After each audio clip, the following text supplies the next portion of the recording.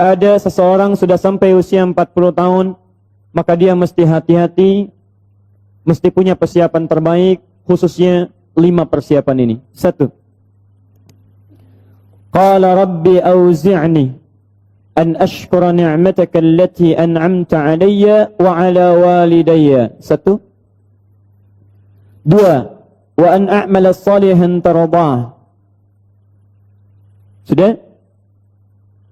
3. Awas hati-hati, saya langsung cepat, langsung mau ke ujung. Wa aslih li fi dhurriyyati. 4. Inni tubtu ilaik. Dan 5. Minal muslimin. 5 hal. Seorang yang sudah sampai usia 40 tahun, maka Allah mengingatkan ia untuk menyiapkan 5 bekal utama sebelum dia kembali pada Allah Subhanahu wa ta'ala. Hati-hati yang sudah sampai 40 tahun, jika Anda belum memiliki satu di antara 5 ini, Anda mesti khawatir. Karena ini peringatan dari Al-Quran. Taib. 1. Qala rabbi auzi'ni an ashkura ni'mataka allati an'amta 'alayya wa 'ala walidayya. Amanat pertama, kata Allah, dia mesti memperbanyak doa kepada Allah Subhanahu wa ta'ala agar dibimbing. Perbanyak doa agar dibimbing mensyukuri nikmat hidup,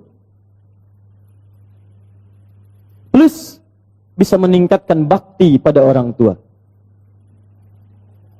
1. Awas, hati-hati ya. Mohon izin saya pelankan. Sebentar, saya mau minta izin dulu. Pak, boleh saya lebih dari 5 menit? Oh, alhamdulillah. Sampai jam berapa kita? Oh, baik, baik. Insyaallah. Ya, insyaallah. Saya jam 9 pulang, Anda sampai jam 12, silakan. Bismillah. Ayo, yang tadi itu masih pengantar ya. Ini inti yang paling pentingnya sesuai dengan tema kita. Lihat baik-baik. 1. Rabbi auzi'ni an ashkura ni'mataka allati an'amta 'alayya wa 'ala walidayya. Perhatikan baik-baik.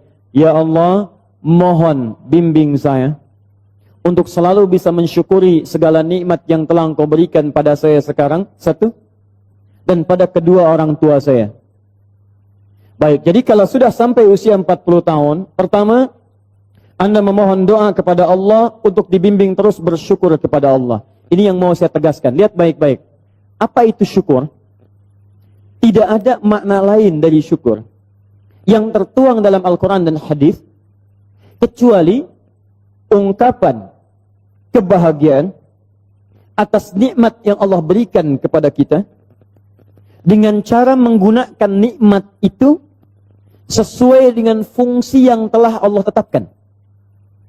Misal, kita akan bersyukur dengan nikmat penglihatan mata. Anda diberikan 40 tahun dalam hidup, mata masih bisa melihat. Bagaimana mensyukuri nikmat mata? Kalau Anda ingin syukuri nikmat mata, maka yang paling singkat, gunakan nikmat mata ini sesuai dengan peruntukan yang telah Allah tetapkan. Fungsi yang telah Allah tetapkan. Apa fungsi mata? Masih ingat? Melihat yang baik-baik. Quran surah ke-24 ayat 30 untuk laki-laki, ayat 31 untuk perempuan. Qul lil mu'minina yaghuddu min absarihim. Katakan pada pria-pria yang merasa punya iman. Dengan iman itu dia yakin dengan akhirat. Wabil akhirati hum yuqinun. Karena yakin dengan akhirat dia sadar akan pulang. Dan dia tahu nikmat matanya akan ditanya oleh Allah Subhanahu wa ta'ala. Katakan pada pria-pria yang yakin bahwa matanya akan ditanya oleh Allah. Quran surah ke-17 ayat 36. Inna sam'a wal basara wal fuada kullu ulaika kana anhu mas'ula. Setiap pendengaran Anda, penglihatan Anda, plus apa yang Anda fikirkan, satu saat akan ditanya, dipertanggungjawabkan di hadapan Allah Subhanahu wa ta'ala. Karena itu kata Allah, katakan pada orang-orang yang yakin dengan itu semua, ghuddu min absarihim, matanya hanya boleh melihat yang baik-baik saja. Yang tidak baik, palingkan. Ibu juga sama, ayat 31-nya. Wa kullil mu'minati yaghdudna min absarihinna. Katakan pada perempuan yang merasa yakin dengan Allah, yakin akan pulang, yakin akan ditanya, matanya hanya boleh melihat yang baik-baik saja menurut Allah. Yang tidak baik, palingkan. Di ghaddul basar itu bukan nggak boleh lihat, Pak. Ghaddul basar itu silahkan lihat. Tapi ketika yang dilihat tidak baik menurut Allah, maka palingkan dari itu semua. Ini tidak tepat, teman-teman sekalian. Anda hanya mengucapkan Alhamdulillah ya, sampai sekarang penglihatan masih baik. Belum cukup. Baik itu dipakai lihat apa? Penglihatannya baik. Tapi masalahnya yang dilihat baik tidak. Itu poinnya. Maaf, ada anak usia 4 tahun, Bu, Pak. Tidak bisa melihat. Dalam tidak bisa melihatnya, dia masih mau menghafal Al-Quran. Namanya Mu'af. Tinggalnya di Asyut. Adanya di Kaira. Negaranya Mesir. Matanya nggak bisa lihat. Tapi dia sampaikan pada bapaknya, Pak, saya ingin menghafal Quran. Saya ingin menghafal Quran. Kata bapaknya, kamu yakin? Saya yakin. Baik, keluarga sederhana. Punya cuman motor yang sangat luar biasa tidak bagusnya. Dimodifikasi dashboardnya, menempuh jarak kisaran 20 km. Datang pada syekhnya. Bapaknya kemudian membonceng. Mu'adnya di belakang. Teman-teman sekalian, setiap berangkat datang pada syekh, dapat hafalan baru, bapaknya tulis ayatnya. Disimpan di dashboardnya. Di jalan lihat ke sini, lihat ke jalan. Lihat ke sini, lihat ke jalan. Mu'adz bacakan ayatnya, bapaknya mendengarnya. Secara singkat, tiba-tiba setelah itu, fasenya berakhir, jadilah anak ini hafal Quran. Yang ngantar belum hafal Quran, yang diantar nggak bisa lihat, hafal Quran. Saking mudahnya Al-Quran, yang nggak bisa lihat, bisa hafal Quran. Tapi bapaknya dapat pahala dari transferan anaknya. Perhatikan baik-baik. Begitu dibacakan Qurannya, bagus makhrajnya, viral kisahnya. Begitu viral di Timur Tengah, datang reporter mau wawancara. Pertanyaan pertama, kalau Adinda diperkenankan oleh Allah untuk bermohon saat ini, apa yang mau dimohonkan kepada Allah? Reporter ini mengira dia akan meminta doa seperti ibunda Imam Al-Bukhari bermohon kepada Allah supaya Al-Bukhari disembuhkan dari butanya. Bu, Pak, Imam Al-Bukhari itu dulu buta. Butanya permanen. Dilahir, 2 tahun ayahnya meninggal, 4 tahun buta permanen. Nanti ada satu kejadian di situ, yang dengan kejadian itu, ibunya berdoa kepada Allah, anaknya menghafal Quran, sampai di surat Qaf, ya, ayat ke-22. Anaknya murajaah ayat, ibunya memohon kepada Allah sambil menangis, sambil tertidur, sampai tertidur. Disitulah kemudian terjadi sesuatu yang luar biasa. Seketika Allah sembuhkan Al-Bukhari kecil, matanya bisa melihat kembali. Karena kajian kita bukan di sini, lain waktu nanti saya terangkan. Anda yang punya kitab Fathul Bari, Syarah Sahih Al-Bukhari, beli jilid pertama, kitab Muqaddimah, halaman 634, paling kiri, paragraf yang ketiga, dari 1 sampai dengan 9. Anda temukan kisahnya. Nah, reporter ini mengira, ini Mu'adz akan minta kepada Allah seperti Al-Bukhari kecil memohon kepada Allah, matanya bisa melihat lagi. Ternyata lihat baik-baik. Kalau saya diperkenankan bermohon kepada Allah dan permohonan saya dikabulkan, maka pertama, saya akan mohon kepada Allah untuk tetap membutakan mata saya sampai dengan kiamat. Ya Rabb, mohon butakan mata saya sampai kiamat. Karena dengan buta mata ini saya bisa menghafal Quran. Saya takut ya Allah, kalau saya melihat lagi, mata saya melihat maksiat dan hilang Quran dari hafalan saya. Anda bisa bayangkan, anak kecil 4 tahun, mata nggak bisa lihat, digunakan menghafal Quran. Dan dia takut kalau melihat matanya dipakai maksiat. Antum dikasih 40 tahun. 40 tahun. Lebih daripada 4 tahun. Lebih dari 14 tahun. Anda sampai 40 tahun. Dipakai mata. Dipakai apa mata Anda sampai dengan hari ini? Berapa maksiat yang telah Anda kumpulkan dari mata Anda itu? Mungkin wajar. Jangankan hafal. Baca masih sulit. Lihat mushaf masih enggan. Membaca masih susah. Kalau Anda sulit berhadapan dengan Al-Quran dalam pandangan Anda, tanyakan pada diri Anda, dipakai maksiat apa mata ini selama ini? Makanya ulama mengatakan, kalau mata Anda sulit melihat mushaf, jangan dulu dibaca. Bawa mushaf yang paling besar, simpan di ruang tengah Anda, bangun malam-malam jam 2, gak usah dibaca. Lihat mushaf, lu sampaikan pada diri Anda, ya Allah, dosa apa, maksiat apa mata saya sampai lihat mushaf pun gak bisa. Anda mesti hati-hati. Dan Anda berlomba dengan itu. Demi Allah saya katakan, saya kunjungi beberapa tempat di Indonesia. Dan luar biasa. Anak-anak sekarang 4 tahun, 5 tahun, 6 tahun sudah berlomba menghafal Quran. Saya dapat kunjungan anak dari Bali. Kemarin Bu, dari Bali datang.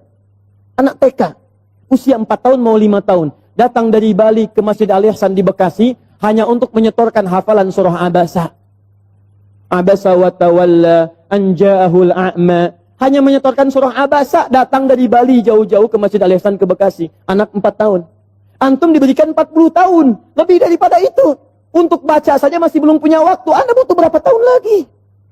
Anda mesti hati-hati. Dan hebatnya, Anda yakin akan pulang. Anda yakin akan meninggal. Ya, Anda itu, saya bingung saya. Urusan dunia Anda cari-cari. Berangkat gelap, pulang gelap. Tapi Anda yakin akan ditinggalkan. Anda punya uang, Anda beli mobil. Tapi Anda tahu mobil itu akan dipakai. Mobil itu akan ditinggalkan. Anda punya uang bikin rumah bagus-bagus, luas-luas, mewah-mewah. Tapi Anda sadar akan meninggal itu akan ditinggalkan. Meninggal dunia, semua dunia ditinggalkan. Pertanyaan saya, apa yang Anda bawa pulang saat kembali kepada Allah? Mu'adz belum selesai. Perhatikan bagian kedua. Dan ini bagian penutup dari kalimat Mu'adz. Wallahi, kalau saya diperkenankan memohon kepada Allah dan dikabulkan doa saya sekarang, maka saya mohon kepada Allah yang kedua. Lihat permohonannya. Saat saya kembali kepada Allah di hari kiamat, saya berhadapan dengan Allah tanpa ditemani siapapun. Tidak ada ayah saya yang biasa mengantar saya untuk hafalan Quran. Tidak ada ibu yang melahirkan saya. Tidak ada kakak dan adik saya. Saya akan berhadapan dengan Allah sendirian. Tangan saya gemetar. Kaki saya gemetar. Dan saya akan katakan di hadapan Allah pada saat itu, Ya Rabb, Ya Rabb, khaffif Ya Rabb hisabi. Ya Allah, mohon ringankan hisab saya saat ini ya Allah. Saya sudah berusaha menghafal Quran. Saya sudah bisa datang ke sini membawa hafalan Quran. Kalau dengan semua bekal itu belum layak mendapatkan ridhamu untuk masuk ke surga, mohon kurangi hukuman saya di neraka. Anak 4 tahun, dia belum baligh, mata buta, dia berusaha menghafal Quran. Dia masih berkata, kalau saya di hari kiamat kurang bekal ya Allah, saya sudah mencoba menghafal Quran. Tolong kurangi siksaan saya kalaupun saya masih disiksa dengan Quran yang telah saya bawa ini. Pertanyaan saya, Anda yang diberikan 40 tahun sampai dengan hari ini, berapa bekal yang sudah Anda kumpulkan? Dia belum balik, Anda sudah lewat balik. Maka satu saya katakan, itu baru mata Bu, Pak. Belum telinga. Dipakai apa telinga antum? Sehingga sulit mendengar adzan. Sehingga sulit merespon. Orang belum adzan, sudah ke masjid. Antum sudah komat, gak ke masjid, ke masjid. Yang hebatnya luar biasa, ini rumah antum di sini. Ini masjidnya, Masya Allah. Speaker masjid spesial ke rumah antum begini. Jaraknya gak terlampau jauh. Sepeda ada, motor ada, mobil punya, banyak ragamnya. Orang nggak punya sepeda, cuman punya kaki bisa ke masjid, jarak 1 kilo. Antum cuman 10 meter. Sepeda ada, motor ada, mobil ada. Belum menyentuh Anda untuk ke masjid. Anda butuh pendengaran seperti apa lagi? Butuh kaki bagaimana lagi? Karena itu bertakwalah kepada Allah Subhanahu wa taala. Kalau Anda mengaku ingin bersyukur, syukur itu bukan mengucapkan alhamdulillah saja, tidak. Alhamdulillah itu butuh pembuktian. Alhamdulillah itu komitmen. Setiap komitmen butuh pembuktian. Cinta itu komitmen. Cinta butuh pembuktian. Buktinya pernikahan. Makanya para akhwat yang belum menikah, jangan mau dikatakan dengan kata-kata angin surga. Sayang, namamu sudah tertulis di hatiku. Katakan, saya tidak mau tulis di hati, tulis di buku nikah. Yes. Tidak cukup dengan yes, buktikan dengan syukur pada Allah Subhanahu wa taala. Ayo, mata antum dipakai apa saja? Lihat masjid nggak ada getaran. Lihat baca Quran nggak ada getaran. Lihat orang ceramah nggak ada getaran. Lihat musik baru tergerak. Lihat orang rame-rame tergerak. Lihat orang rame-rame muncul. Allahu Akbar. Bertanya. Yang paling gampang gini. Lihat. Awas hati-hati baik-baik. Karena setelah menyebutkan asyuddakum di Quran surah 22 ayat 5 itu, Allah menegaskan, kamu akan saya wafatkan. Kamu akan saya wafatkan. Karena itu bagi orang-orang yang sudah lewat 40 tahun, termasuk 40 tahun, masih main-main dengan keadaan nikmat yang Allah tetapkan pada dirinya, tubuhnya dari atas sampai bawah, hartanya, titipan dan sebagainya. Demi Allah saya katakan, kalimat Qurannya sederhana, kamu akan saya wafatkan. Mau sampai kapan lagi begitu? Karena itu pulanglah Anda ke rumah, lihat titipan Allah dari diri kita dulu. Setelah itu lihat kelengkapannya, barangkali ada harta kelebihan dari situ. Harta itu sudah ada Fir'aun Bu, yang lebih kaya. Korun, lebih kaya daripada kita. Korun, hartanya banyak. Ketika dia bermewah-mewah, turun ayat. Ya, Quran surah 28 ayat 77 tadi. Ya, lihat baik-baik, lihat baik-baik. Korun,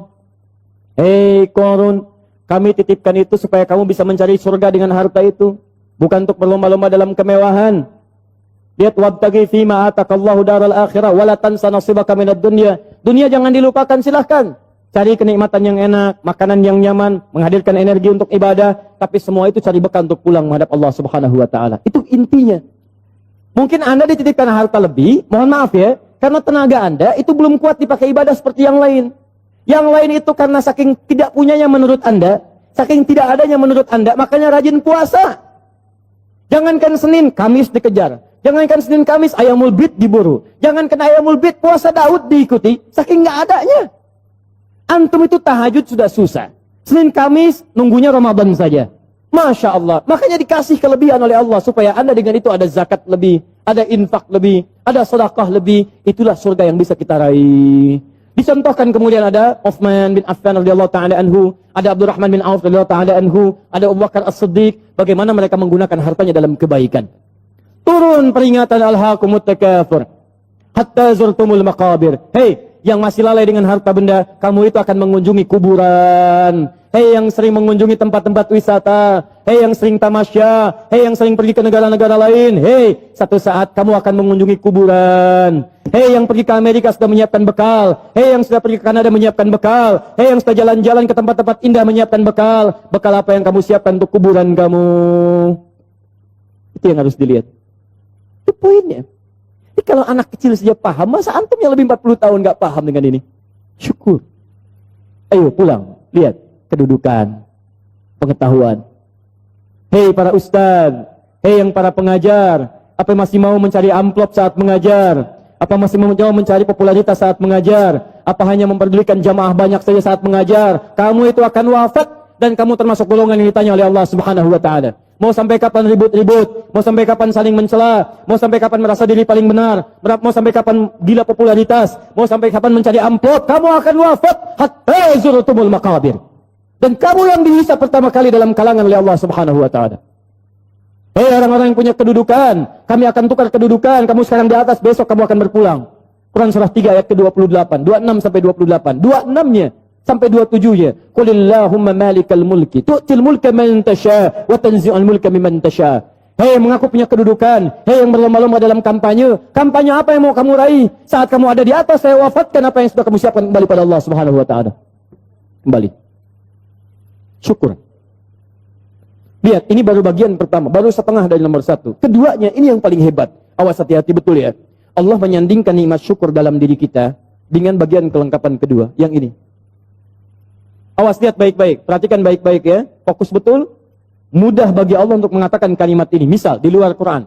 Rabbi auzi'ni an ashkura ni'mataka allati an'amta alayya. Cukup. Tapi kenapa muncul kalimat walidayya? Bagi kedua orang tua. Karena ternyata Masya Allah, Allah memberikan isyarat tajam di ayat ini dan didetilkan di ayat-ayat yang lainnya. Karena ternyata Anda bisa tegak 40 tahun. Bisa sukses dalam kehidupan. Bisa kuat nalar Anda dalam pendidikan, kepintaran dan sebagainya. Ternyata Anda tidak berdiri sendiri. Ada yang memberikan asinya kepada Anda. Ada yang memberikan peluh keringatnya untuk kesuksesan Anda. Ada yang memberikan topangan bahunya, tangannya, kakinya untuk kehebatan Anda. Ada yang menghilangkan waktu malamnya untuk menjaga Anda.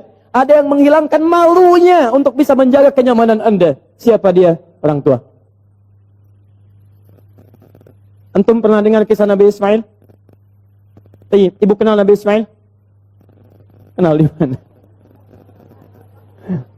Siapa ibundanya Nabi Ismail? Sayyidah Hajar. Pertanyaan siapa? Pertanyaan saya, yang mencari air siapa? Hajar. Dari mana?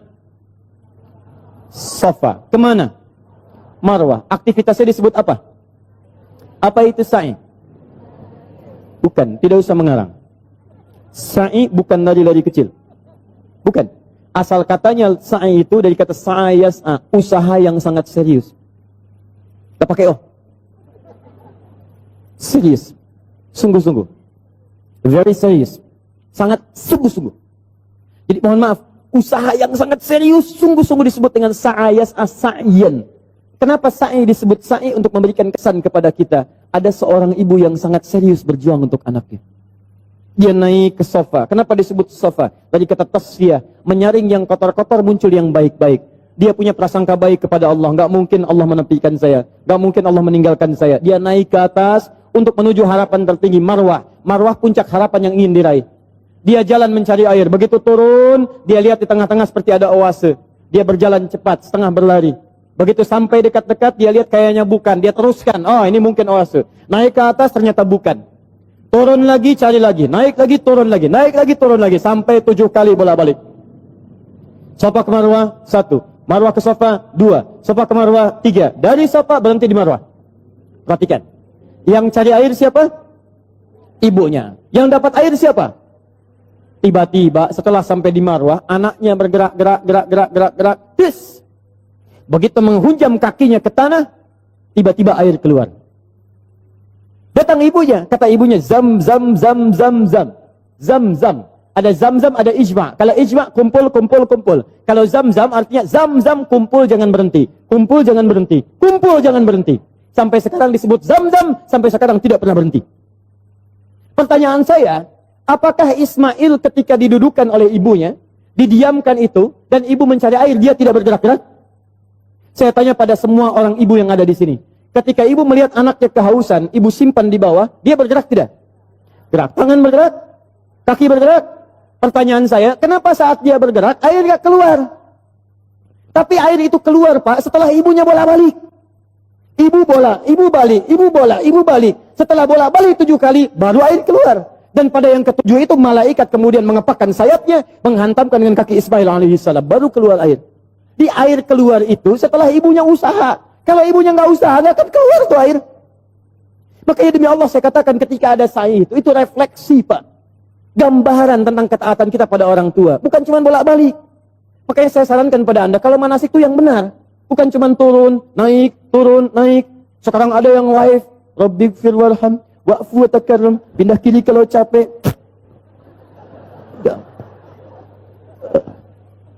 Udah ngapain? Keluar uang banyak-banyak, tenaga juga luar biasa, waktu diluangkan panjang, nyampe sana, gak ada yang berguna. Kenapa tidak kita pelajari isinya? Yang berangkat dengan orang tua gandeng tangannya, rekatkan dirinya, rasakan. Saat itulah perjuangan orang tua antum bagaimana mendidik sejak kecil. Gandeng minta sama Allah, ya Allah sayang ibu saya. Makanya kalimatnya Rabbighfir warham. Ya Allah ampuni saya, ya Allah. Ampuni dosa ibu saya, ya Allah.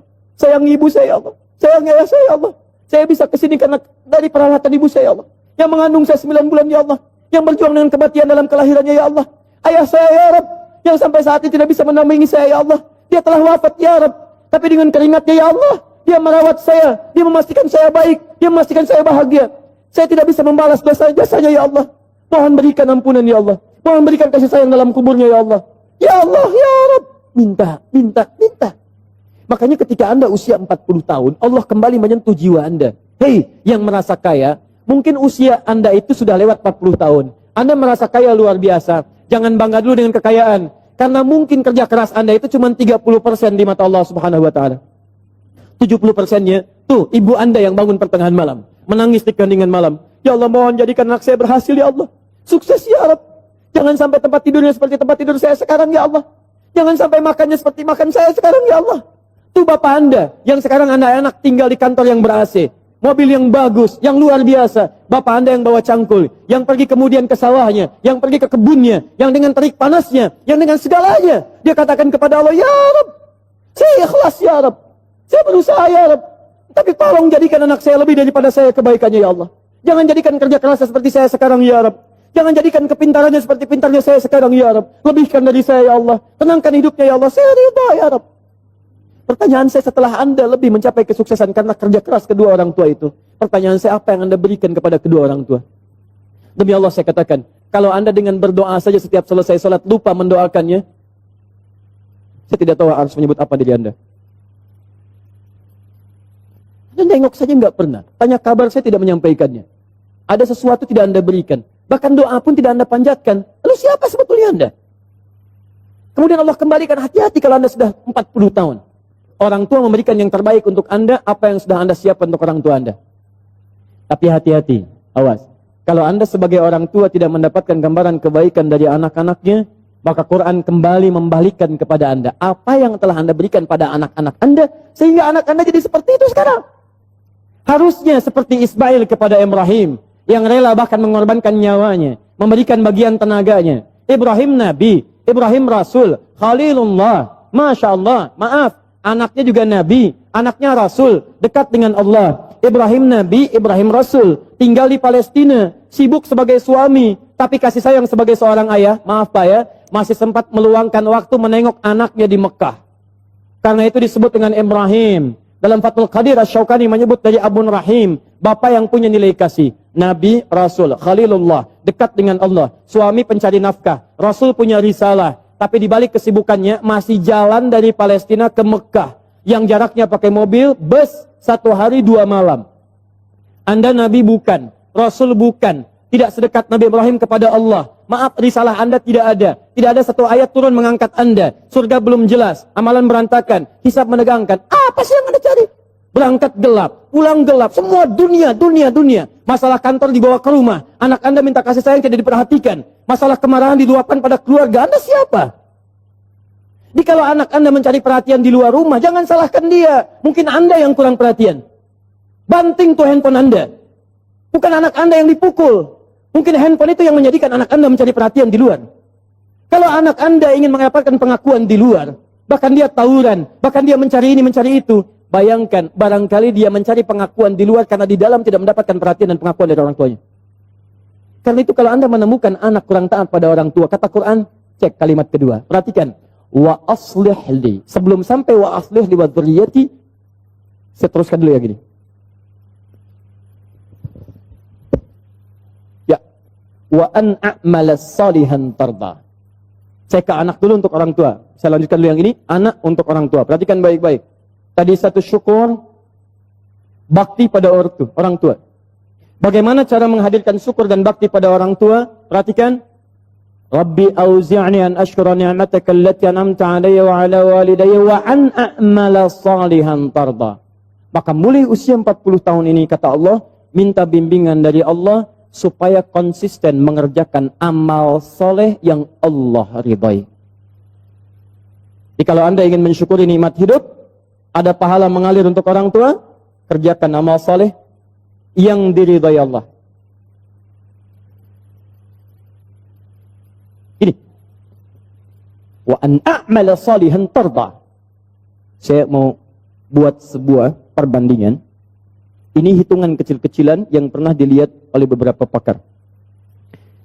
Setengah hidup kita, ternyata kalau dilihat, itu umumnya dipakai tidur. Tidur, dari mulai dilahirkan, tidur siang, tidur malam, tidur macam-macam, itu umumnya dikalkulasi, pada umumnya walau tidak semua, itu setengah usia. Jadi kalau hari ini, ada usia 40 tahun, yang dipakai tidur berapa tahun? Setengahnya, rata-rata 20 tahun. Setengahnya lagi beraktivitas, 20 tahun lagi, yang 20 tahun sisanya beraktivitas. Makannya, minumnya, gitu kan? Sholatnya, ngajinya, baik zakatnya, infaknya, plus maksiatnya. 20 tahun. Pertanyaan saya, mohon izin, maaf, dari 20 tahun ini yang kira-kira jadi amal soleh, berapa tahun?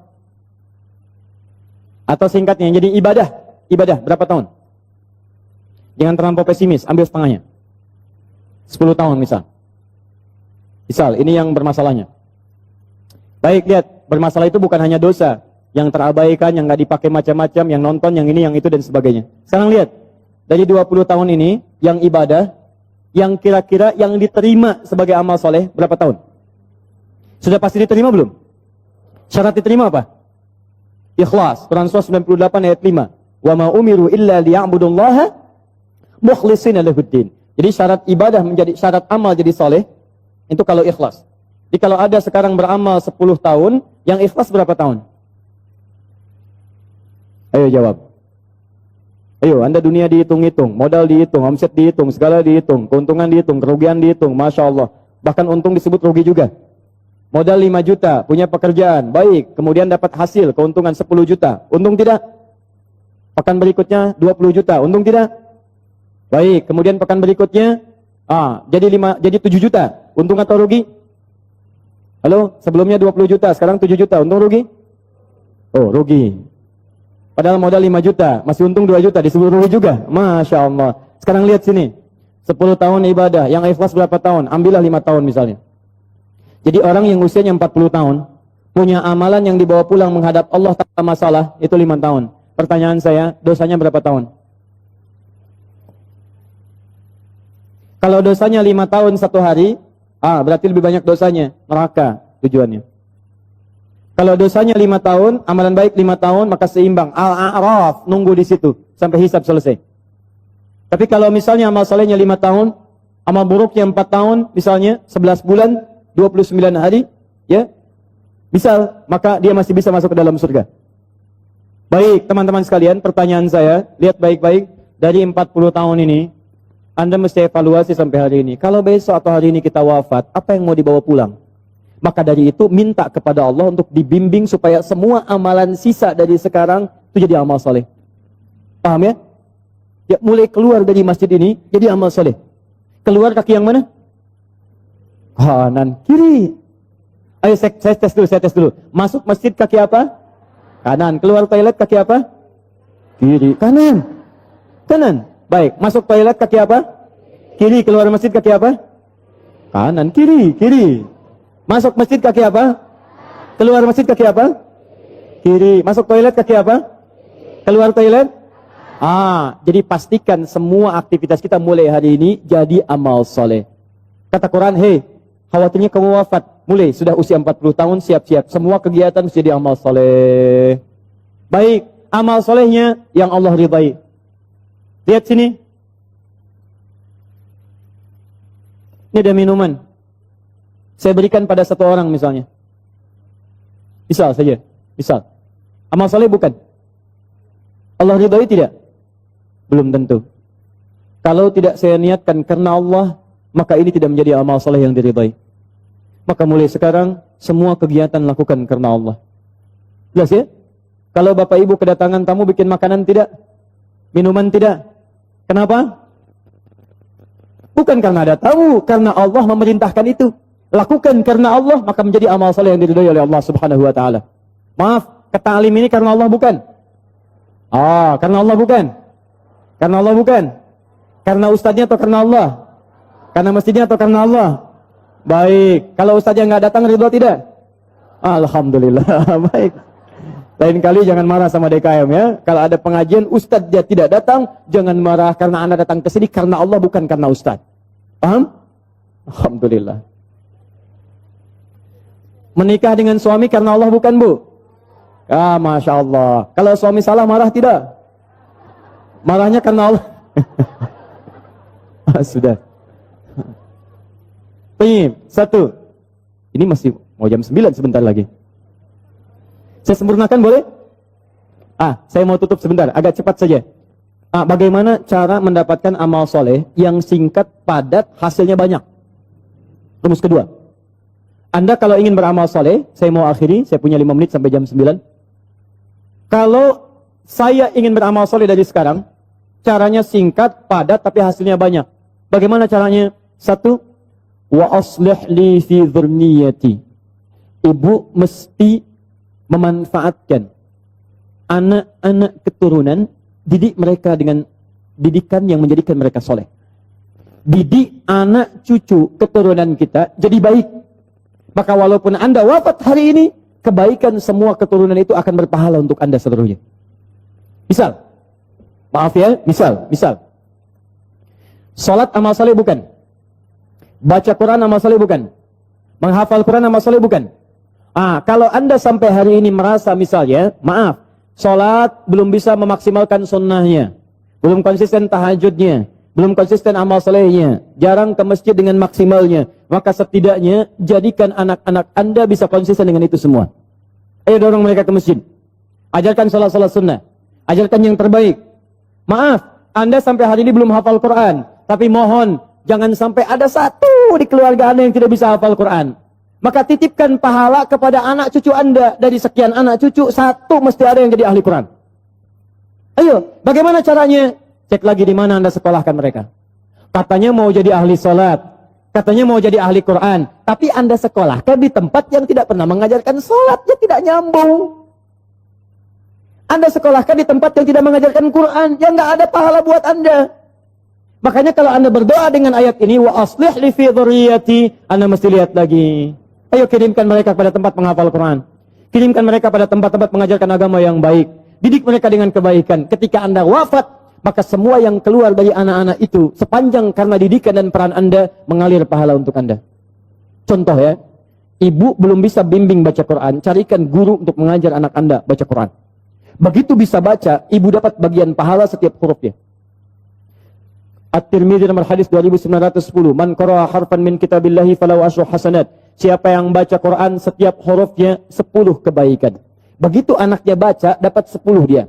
Misal alif lam mim. Berapa huruf? Berapa kebaikan? 30. Begitu dia baca alif lam mim, dia dapat 30, ibu yang fasilitasi plus ustadz yang mengajar, berlaku hadis riwayat Muslim. Hadis 1893. Lihat baik-baik, man dalla ala khairin falahu ajruhu mithla ajri fa'ilih min ghairi an yankusa min ardi syai'. Siapa yang menunjukkan fasilitasi pada kebaikan dapat pahala yang sama dengan yang mengerjakan tanpa dikurangi sedikit pun. Ibu meninggal sekarang misalnya, anak jadi ahli Quran, baca Quran, setiap dia baca Quran, sepanjang Quran masih ada, anak masih hidup, setiap pahalanya mengalir untuk ibu, walaupun ibu sudah tidak ada. Idza matal insanu in qata'a syairu amali. Ketika seorang manusia meninggal terputus semua amalnya, illa min talas, kecuali 3 hal. Awas, sedekatin jariyah, sedekah jariyah. Sedekah jariyah itu sedekah kebaikan yang jariyah, pahalanya mengalir. Ibu punya modal berapa? 50.000, beli mushaf, simpan di Masjid Raya Pondok Indah. Simpan. Begitu ada yang orang baca Quran, modal cuma 50.000, setiap dibaca pahala mengalir untuk ibu. Ibu meninggal, mushaf pasti dibaca, pahala mengalir untuk ibu. Mengalir. Setiap hurufnya 10 kebaikan. Dan saya katakan, hampir mustahil ada orang baca Quran cuma sehuruf, mustahil. Nun. Sudah dulu, nggak ada. Punya si Fulan, pengen banyak pahala. Hari ini 10 aja ya. Masya Allah. Nggak ada bu, Pak. Nggak ada. Minimal 19 huruf. Bismillahirrahmanirrahim. 19 huruf. 190 kebaikan. Apa ibu nggak mau dapat transferan itu bu, Pak? Kalau nggak percaya silakan. Meninggal dulu, ntar baru tahu. Awas, hati-hati. Kita nggak bisa milih bu. Kita nggak bisa milih. Anda bisa duluan, saya belakangan. Bisa. Atau bisa dibalik. Bisa bu, bisa. Ya, silakan. Saya belakangan, Anda duluan. Atau Anda duluan, ya, atau saya duluan setelah Anda. Bisa. Jadi semua kemungkinan ada. Betul, semua kemungkinan ada. Kita nggak bisa milih. Tapi masalahnya ketika kita pulang, ada nggak bekal yang dibawa? Ayo rencanakan dari sekarang. Ya anak-anak dilihat lagi ya. Tidak lucu menurut saya kalau anak kita sekarang ya sulit baca Quran. Cucu tidak ada yang disiapkan, mesti ada. Setiap satu keluarga besar mesti ada satu ahli Quran. Saya kasih rahasia ya. Ini rahasia kedua untuk Anda saja hari ini. Kalau Anda punya anak ahli Quran, ini langsung berita Al-Quran ditegaskan dalam hadis. Dia akan diistimewakan oleh Allah. Masuk surganya, dia akan dihiasi. Quran surah 35 ayat 32 sampai 33, paling kiri sebelah atas. Yuhallawna fiha min asawir. Jadi begitu mau naik surga, Qurannya bilang Allahumma hallih, ya Allah hiasi dia. Maka dipakaikan kepadanya, fayulbasu ilaihi tajul karamah, dipakaikan mahkota kehormatan. Begitu dipakaikan, itu bapak ibunya dipanggil. Kalau dia beriman dan mengerjakan amal saleh. Dipanggil, diberikan mahkota tambahan, dipakaikan oleh anaknya di kepala kedua orang tuanya. Di hadapan semua makhluk pada saat itu. Yang sinarnya lebih terang dibandingkan sinar mentari yang masuk ke dalam rumah kita. Kemudian Qurannya mengatakan, Allahumma zid, ya Allah tambahkan. Bedakan dengan fasilitator. Fayulbasu ilaihi libasal karamah. Maka dipakaikan jubah kehormatan. Setelah dia pakai itu digandeng kedua orang tuanya, bahkan dengan kerabat-kerabatnya. Dia pimpin masuk ke dalam surga keluarganya. Maka adalah Quran surah ke-52 ayat 21. Walladzina amanu wattaba'athum dzurriyyatuhum biimanin alhaqna bihim dzurriyyatahum. Orang tua yang beriman, anaknya beriman, semua beramal soleh, kami akan jadikan semua masuk surga beriringan. Makanya doa para penghafal Quran, salah satunya bisa membawa keluarganya masuk surga bersama-sama. Nanti dijawab di Quran surah 13 ayat 23 sampai 24. Nih. Jannatu 'adnin yadkhulunaha. Dia akan masuk ke surga Aden paling minimal. Begitu masuk, wa man salaha min abaihim. Bapak-bapaknya, ayah-ayahnya, ibunya yang soleh ditarik oleh dia. Wa azwajihim, pasangan-pasangannya. Jadi kalau istri yang hafal Quran, suami ditarik sepanjang dia soleh. Kalau suami yang hafal Quran, istri ditarik. Wa dzurriyyatihim, dan anak-anak cucunya. Di bapak, ibu, mertua, suami, istri, semua keturunan diajak masuk surga, dipimpin oleh penghafal Quran ini. Tiba-tiba datang malaikat. Wal malaikatu yadkhuluna min kulli babin. Para malaikat datang dari setiap pintu memberikan selamat kepada rombongan ini. Maka mereka berkata, "Salamun alaikum bima sabaratum." Selamat, selamat. Bisa masuk surga. Dan Anda sabar saat di dunia. Sabar dengan harta Anda. Orang lain bermewah-mewah, Anda siapkan mencari bekal akhirat. Sekolah yang bagus-bagus. Orang lain bermewah-mewah, Anda siapkan harta untuk mencari majlis ilmu. Cari buku-buku kebaikan. Nyumbang ke masjid. Memberikan sedekah. Sabar. Orang lain cari kedudukan, Anda gunakan kedudukan dalam kebaikan. Dihina orang. Dijauhi orang lain. Sabar. Fanikma uqbaddar. Sekarang kenikmatan yang paling indah. Negeri terbaik. Silahkan nikmati. Pertanyaan saya. Saat ada orang tua yang sekarang berlomba dan mereka sudah berhasil mewujudkan anaknya, nanti saya tunjukkan pada Anda bulan depan. insya Allah kami akan hadirkan hari Al-Quran yang semula tanggal 17 ke 28 Januari. Saya akan tunjukkan kepada Anda, ada anak buta hafal Quran. Ada anak, maaf disebut prematur, hafal Quran. Ada anak kecil-kecil dari pemulung, hafal Quran. Ada anak-anak yang kelihatan sederhana, hafal Quran.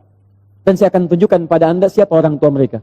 Ada yang tukang beca, ada yang macam-macam dan sebagainya. Pertanyaan saya, Anda yang diberikan nikmat yang lebih itu, fabi ayyi ala'i rabbikuma tukadziban. Kemana Anda gunakan selama 40 tahun ke belakang ini? Yuk, investasi. Saya tutup.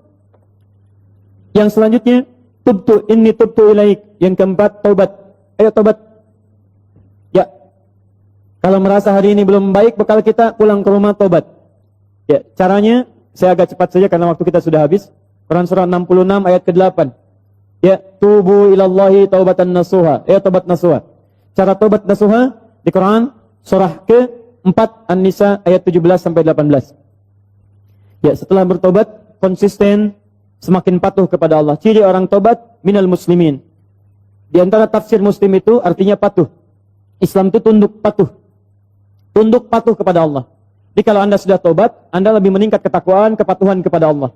Maaf ya, sebelum tobat sudah qomat, belum mau salat. Setelah tobat belum azan sudah siap-siap. Sebelum tobat cuman fardu yang dikejar, itu pun agak malas. Setelah tobat jangankan fardu, sunnah dikejar-kejar. Ketinggalan tahajud sudah gelisah. Ketinggalan duha sudah nggak enak hati. Itu luar biasa. Sebelum taubat, kumpul-kumpul tidak jelas. Setelah taubat, majlis ilmu dikejar-kejar. Ayo coba lihat, Anda sudah ketinggalan kalau nggak taubat dari sekarang. Setiap tempat majlis ilmu sekarang sudah berjubel orang datang. Jadi kalau Anda tidak tertarik, Anda tertinggal. Taubat. Muslim, kalau sudah seperti itu, saya berikan kabar gembira. Quran surah 19 ayat 15. Wassalamun alaihi yawma wulida. Orang seperti itu kami akan berikan anugerah seperti Nabi Yahya kami berikan. Dunianya kami akan berikan ketentraman. Wa yauma yamutu, meninggalnya kami wafatkan dalam keadaan yang terbaik. Kuburannya kami hiasi dengan anugerah nikmat. Wa yauma yub'atsu hayya, dan dibangkitkan di akhirat dalam kegembiraan yang luar biasa. Pilihan pada diri Anda, silakan amalkan Quran surah kedua Al-Baqarah ayat 208. Ya ayyuhalladzina amanu dukhulu fis-silmi kafah. Ayo berubah, amalkan ajaran Islam dengan sempurna, sebaik-baiknya. Anda punya dua pilihan. Kalau hari ini tidak mampu berlomba dengan orang soleh meningkatkan amal baik, maka berlombalah dengan para pendosa untuk bertobat di hadapan Allah Subhanahu wa ta'ala.